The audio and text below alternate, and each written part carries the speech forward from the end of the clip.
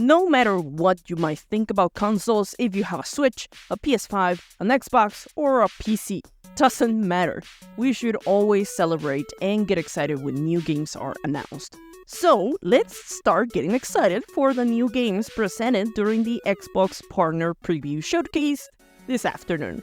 But before we keep going, I invite you to leave a like, subscribe to the channel if you haven't already, and ring that notification bell so you don't miss out on any gaming news or discussion about the gaming world in the channel.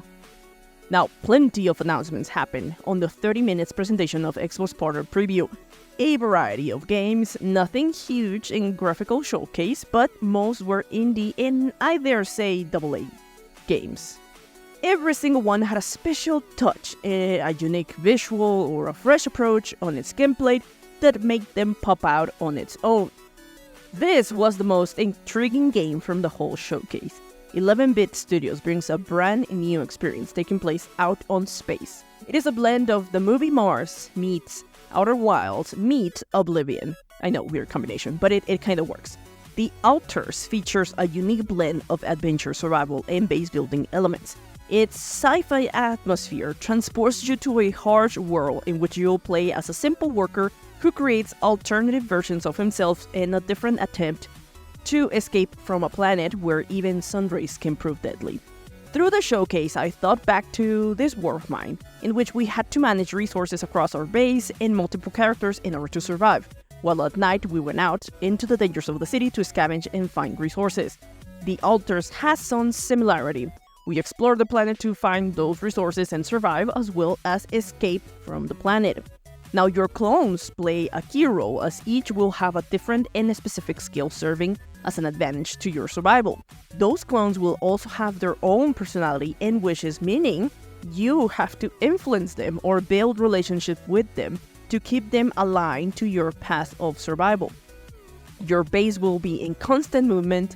You cannot stay under the light of the sun as it is deadly, so that's why you always gotta keep on moving. The game will maintain you on your feet, moving from place to place and making quick decisions to manage resources and your doubles. The Alters is set for a release on 2024 and it will be on Game Pass. I am excited to play this one. Another fascinating game is Unknown 9 Awakening.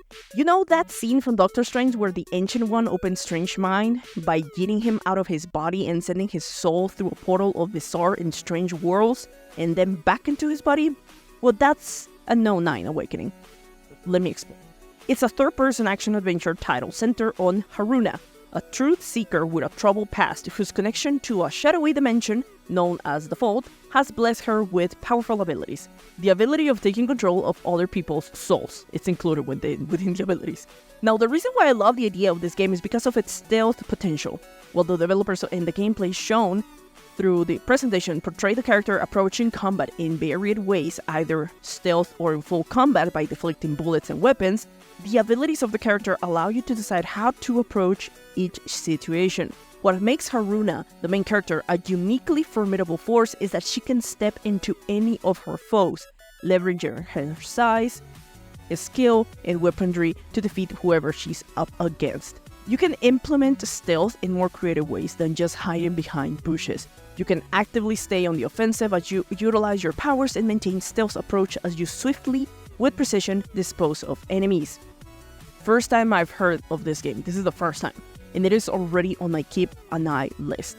This game is set to release on summer 2024.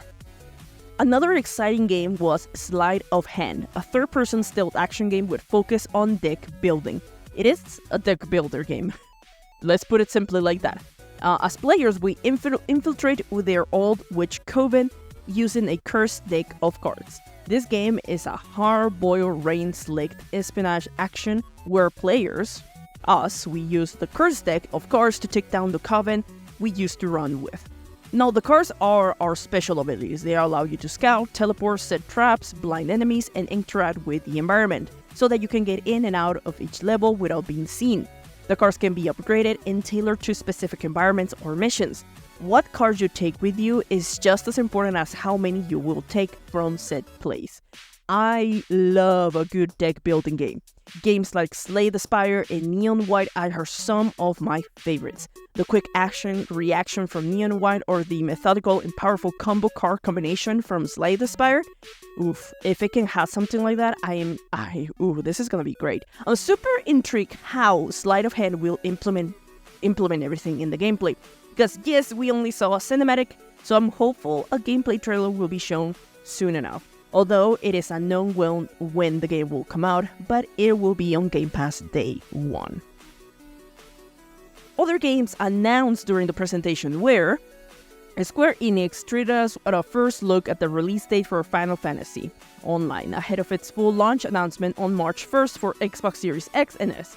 The Star Edition will be available through Game Pass Ultimate Perks for a limited time from March 21st to April 19, 2024.